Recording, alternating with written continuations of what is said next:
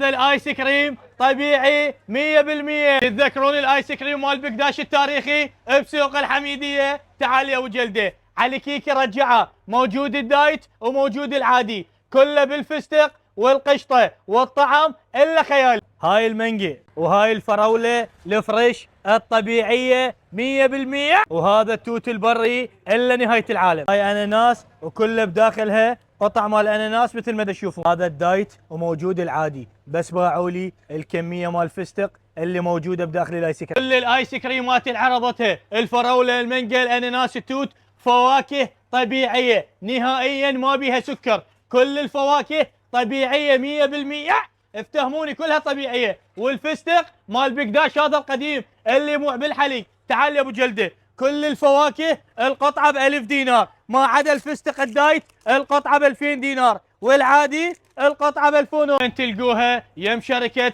فروتاس على هذا الرقم، والموزع العملاق اللي بالعراق بدون ما احكي لكم تعرفوا العملاق عبود العشق مال علي كيكي، والكميه خير من الله. دس ابو جلده ناكل.